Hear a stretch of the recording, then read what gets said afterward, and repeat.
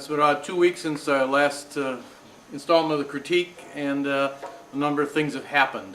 One of the failings of this particular banjo is that it's designed for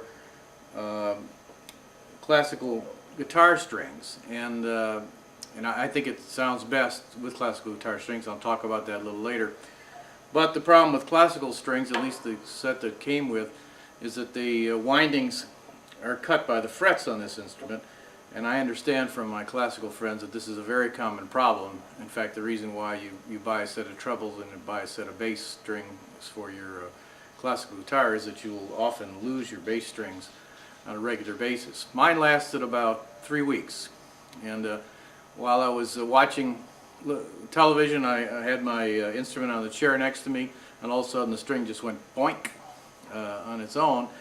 Apparently the winding had completely cut through, and a lot of the multiple filament threads underneath breaking one by one until they could no longer sustain the tension on it.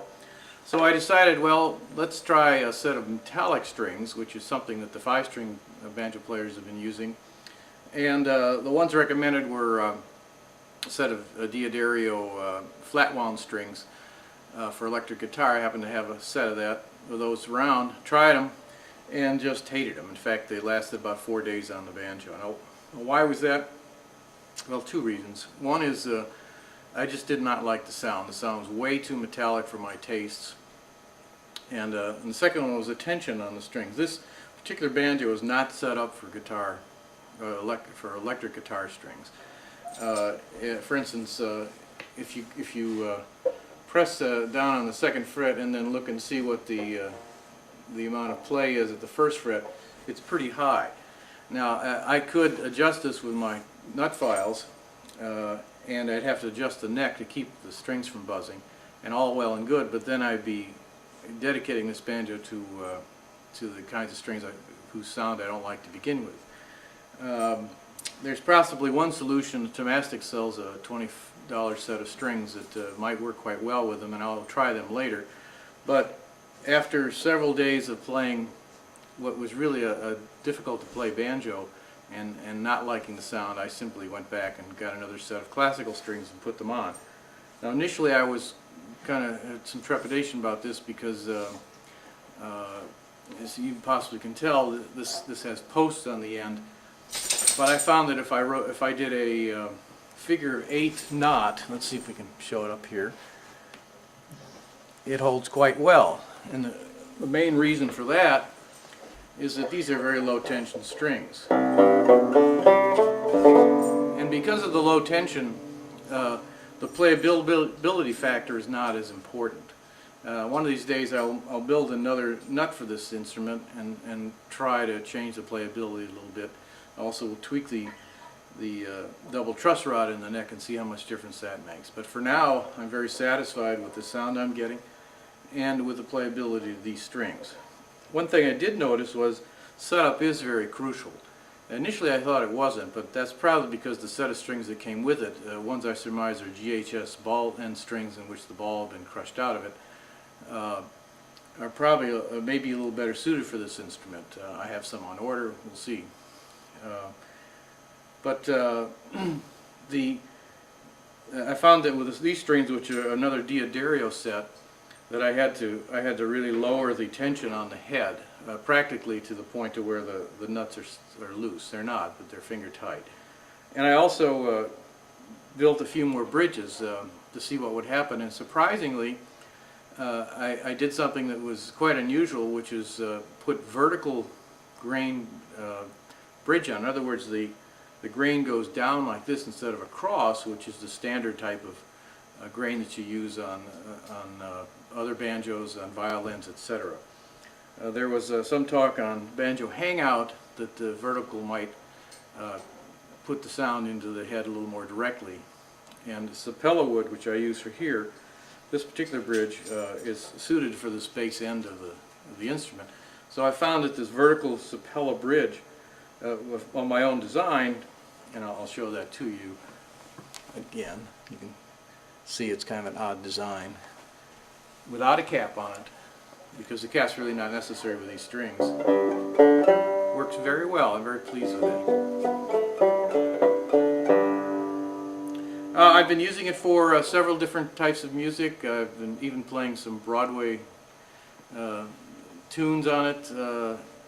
It works very well on its own, but works especially well in small ensembles with a fiddler, for instance, and one of our bands. I play in a band called Banished Misfortune, which is an old-time band. We've done some really neat stuff with cello, banjo, fiddle, and guitar. And in fact, we'll be playing this coming weekend at a dance with that. And then in our Irish group, it's called Drowsy Maggie. I've been using it as in slow tunes such as the Castle Kelly I showed you before, and with songs. It sounds very good with certain songs. And we're going to explore the other things we can do with this particular instrument. So for now, I've gone back to the classical guitar strings. I'll try the Tomastics out and give a report on that later. It does need some setup for the various strings, and I suspect that every time I change string brands I'm going to have to set it up differently. However, I'm more and more pleased with the classical guitar strings. I don't think you lose much volume compared to the metal strings, and you certainly get a much softer and more interesting sound out of it.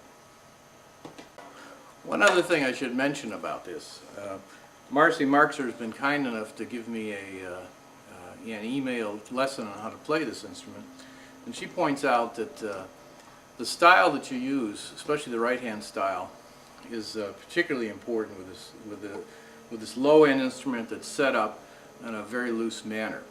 A lot of people will play a very hard right hand, which will cause all sorts of buzzing, as you can see.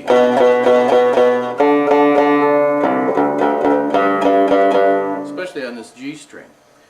She said she really had to change her style, and I have to agree. I have to change my style. I changed the angle of my pick, for example. Instead of picking with my hand more towards the head, I find myself a little more square with it. And I'm not hitting the strings with as much energy, although I have the heavier picks, which allows it to not be as harsh as it would with a thinner pick. I've tried up to 5 millimeters, and 5 millimeters can make it very muddy, which isn't too bad for background and bass style playing. But if you're trying to play any lead, you need a thinner pick. These are the big stubby 3 millimeters. However, at the point, it's actually more like 1.5 millimeter, which is around the same size as a Fender Extra Heavy. And I find I don't have. This is a banjo after all. You don't have to hit it that hard to get a lot of sound and noise. But when you start playing this, try different right-hand styles. Marcy says it's like going from an acoustic guitar to an electric guitar, and that's been my experience. It's just a different instrument, it's a different style, and it's something you have to practice in order to get good tone throughout your entire range of this instrument.